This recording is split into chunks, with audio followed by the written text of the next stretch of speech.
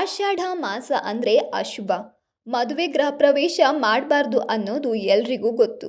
ಆದರೆ ಒಂದು ಕಡೆ ಶುಭ ಕಾರ್ಯಗಳಿಗೆ ವಿರಾಮ ಹಾಕಿ ಮತ್ತೊಂದು ಕಡೆ ಗುರುಪೂರ್ಣಿಮೆ, ಭೀಮನ ಅಮಾವಾಸ್ಯೆಯಂತಹ ಪವಿತ್ರ ಆಚರಣೆಗಳನ್ನು ಯಾಕೆ ಮಾಡ್ತಾರೆ?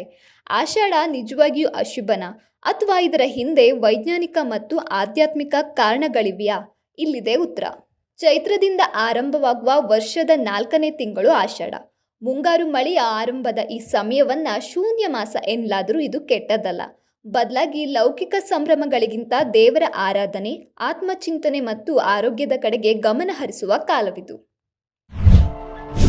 ಶುಭ ಕಾರ್ಯಗಳ ವಿರಾಮಕ್ಕೆ ಕಾರಣವೇನು? ಹಿರಿಯರು ಮದುವೆ ಗೃಹ ಪ್ರವೇಶಗಳಂತಹ ದೊಡ್ಡ ಕಾರ್ಯಕ್ರಮಗಳನ್ನು ಆಷಾಢದಲ್ಲಿ ಮುಂದೂಡಲು 2 ಪ್ರಮುಖ ಕಾರಣಗಳಿದ್ವು. ಮಳೆಯಿಂದ ನದಿಗಳು ತುಂಬಿ ಹರಿಯೋದ್ರಿಂದ ಪ್ರಯಾಣ ಅಪಾಯಕಾರಿಯಾಗಿತ್ತು. ರೈತರಿಗೆ ಬಿತ್ತನೆ ಮತ್ತು ಗದ್ದೆ ಕೆಲಸದ ಬಿಡುವಿಲ್ಲದ ಸಮಯವಿದು. ಕುಟುಂಬದವರೆಲ್ಲರೂ ಕೃಷಿಗೆ ಆದ್ಯತೆ ನೀಡಬೇಕಾದ್ರಿಂದ ಶುಭ ಸಮಾರಂಭಗಳನ್ನು ಸೀಮಿತಗೊಳಿಸಿದ್ರು. ನವದಂಪತಿಗಳು ದೂರವಿರಬೇಕು ಏಕೆ? ಆಷಾಢದಲ್ಲಿ ಹೊಸ ದಂಪತಿಗಳು ದೂರವಿರಬೇಕು ಎಂಬ ಸಂಪ್ರದಾಯದ ಹಿಂದೆ ವೈಜ್ಞಾನಿಕ ದೂರದೃಷ್ಟಿ ಇದೆ. ಈ ಅವಧಿಯಲ್ಲಿ ಗರ್ಭಧಾರಣೆಯಾದರೆ ಮಗು ಜನಿಸುವುದು ಬೇಸಿಗೆ ಕಾಲದಲ್ಲಿ.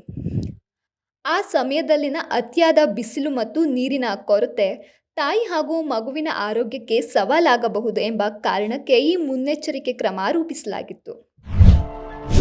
ಆರೋಗ್ಯ ಕಾಳಜಿ. ಮಳೆಗಾಲದ ಆರಂಭದಲ್ಲಿ ನೀರು ಕಲುಷಿತವಾಗಿ ಸಾಂಕ್ರಾಮಿಕ ರೋಗಗಳು ಹರಡುವ ಭೀತಿ ಇರುತ್ತದೆ. ಆಯುರ್ವೇದದ ಪ್ರಕಾರ ಈ ಸಮಯದಲ್ಲಿ ಜೀರ್ಣಶಕ್ತಿ ದುರ್ಬಲವಾಗಿರುತ್ತದೆ. ಹಾಗಾಗಿ ದೇಹದ ಆರೋಗ್ಯಕ್ಕಾಗಿ ಉಪವಾಸ, ವೃತ ಮತ್ತು ಸಾತ್ವಿಕ ಆಹಾರ ಸೇವನೆಗೆ ಹೆಚ್ಚಿನ ಆದ್ಯತೆ ನೀಡಲಾಗಿದೆ. ಆಧ್ಯಾತ್ಮಿಕ ಮತ್ತು ಪೌರಾಣಿಕ ಮಹತ್ವ.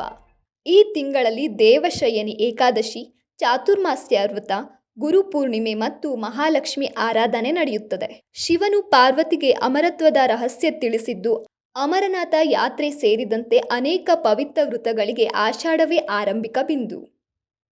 ನಮ್ಮ ಸಂಪ್ರದಾಯಗಳ ಹಿಂದೆ ಬಲಿಷ್ಠವಾದ ವೈಜ್ಞಾನಿಕ ಮತ್ತು ಸಾಮಾಜಿಕ ಕಾರಣಗಳಿವೆ. ಆಷಾಢವನ್ನ ಅಶುಭವೆಂದು ಭಾವಿಸುವ ಬದಲು ಪ್ರಕೃತಿಯೊಂದಿಗೆ ಹೊಂದಿಕೊಂಡು ಬದುಕುವ ಮತ್ತು ಆಧ್ಯಾತ್ಮಿಕ ಸಾಧನೆಗೆ ಮೀಸಲಾದ ಪವಿತ್ರ ಮಾಸ ಎಂದು ಅರ್ಥೈಸಿಕೊಳ್ಳುವುದು ಸೂಕ್ತ. ಈ ಮಾಹಿತಿ ನಿಮಗೆ ಉಪಯುಕ್ತವೆನಿಸಿದರೆ ವಿಡಿಯೋಗೆ ಲೈಕ್ ಮಾಡಿ ನಿಮ್ಮ ಸ್ನೇಹಿತರೊಂದಿಗೆ ಹಂಚಿಕೊಳ್ಳಿ. ಇಂತಹ ಇನ್ನಷ್ಟು ಉಪಯುಕ್ತ ಮಾಹಿತಿಗಾಗಿ ನಮ್ಮ info topic Kannada channel subscribe ಮಾಡೋದನ್ನು ಮರೆಯದಿರಿ.